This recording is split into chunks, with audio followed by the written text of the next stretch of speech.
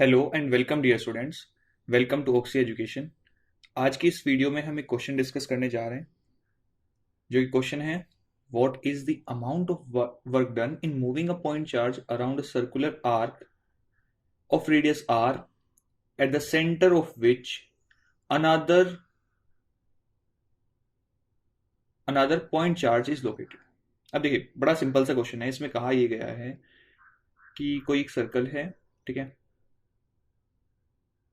Radius are का, ठीक है, इसकी रेडियस है आर, और ये कहा है कि इस रेडियस आर के सर्कल के सेंटर पर यहां पर कोई एक चार्ज रखा है। कोई एक चार्ज रखा है, चार्ज की क्वांटिटी नहीं बताई है या उसका मैग्नीट्यूड आपको नहीं गिवन है, बस बताया है कि एक चार्ज रखा है। तो हमने मान लिया यहां पर प्लस क्यू चार्ज कुछ रखा है, ठीक है। एक सिचुएशन ये भी हो सकती है कि यहां पर ये माइनस क्यू चार्ज हो, ठीक है। सिचुएशंस दोनों हो सकती है, ठीक है, दोनों की बात करेंगे, लेकिन आंसर दोनों में सेम ही आने वाला है, तो इसलिए यहां पर ये मेंशन नहीं किया गया है, ठीक है। अब देखिए, अब यहां पर बोला क्या गया है कि अगर हम किसी एक पॉइंट को यहां पर, मतलब किसी एक चार्ज को यहां पर रखें आर्क पर, ठीक है, यहां पर कहा है ना सर्कुलर आर्क के अराउंड अगर इस पॉइंट चार्ज को रोटेट कराएं या मूव कराएं तो कितना वर्क डन होगा। यानी कि अगर मैं इस पॉइंट चार्ज को यहां से ऐसे मूव करा देता हूं यहां तक, ठीक है, लेट्स से ये पॉइंट ए है मेरा, ये पॉइंट बी है, तो कितना वर्क डन होगा, डेल्टा डब्ल्यू आपको बताना है in moving a charge from A to B. तो ये आपको बताना है। अब आपको पता है एक सिंपल सा फॉर्मूला होता है कि delta W is equals to Q into delta V. अब ये क्यू क्या है, चार्ज टू मूव। अब देखो यहां पर ये बड़ा सा डिफरेंस आ जाता है एकदम से कि आपको डिसाइड करना होता है यहां पर आपको चार्ज कौन सा लेना है।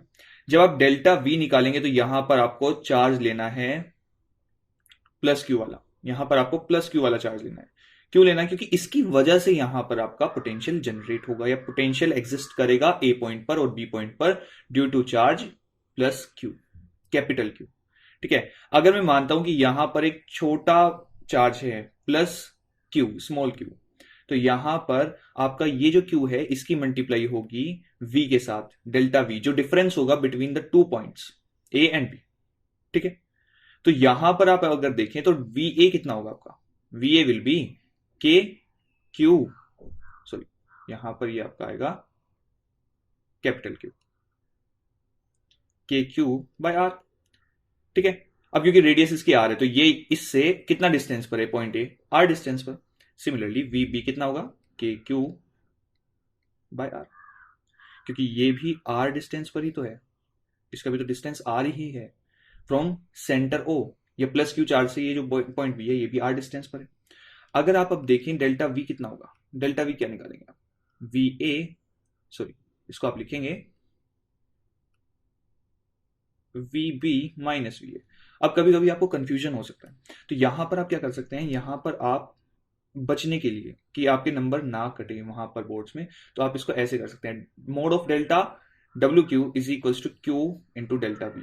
अब आप इसमें पॉजिटिव निकालिए नेगेटिव निकालिए, डजेंट मैटर, बस आप यहां पर कोई वैल्यू रख दीजिए, ठीक है। तो आपका जो आंसर आएगा वो पॉजिटिव ही आएगा, तो आपको साइन की यहां पर जरूरत नहीं पड़ेगी, ठीक है। लेकिन मैं बिना साइन के, मतलब बिना मोड के आपको करके बता रहा हूं। तो V B minus V A कितना हो जाएगा आपका, जीरो, क्योंकि दोनों के दोनों क्या है, के क्यू बाय आर माइनस के क्यू बाय आर, तो अल्टीमेटली ये कितना होगा, जीरो।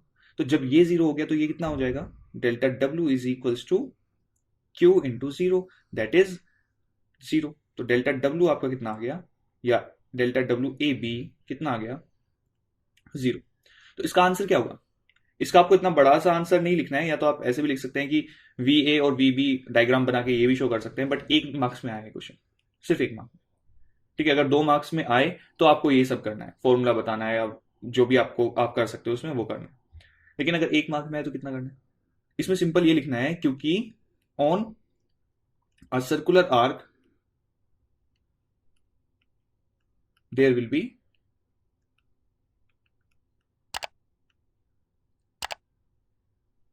अ इक्विपोटेंशियल सरफेस,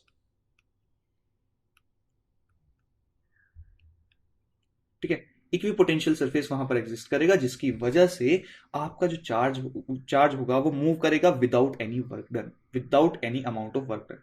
ठीक है, तो यहां पर आपको लिखना है कि जो इक्विपोटेंशियल सरफेस है वो आपका एक आर्क के ऊपर होता है, या जो आर्क है आपका वो इक्विपोटेंशियल सरफेस है इस केस में, जिसकी वजह से इक्विपोटेंशियल सरफेस पर अगर हम चार्ज को मूव कराएंगे तो वो हमारा कोई भी वर्क डन नहीं करवाएगा, या उसमें कोई भी वर्क डन हमें नहीं करना पड़ेगा। बस इतना सही ये आंसर। ठीक है, इक्विपोटेंशियल सरफेस होगी कौन सी, ये सर्कुलर आर्क।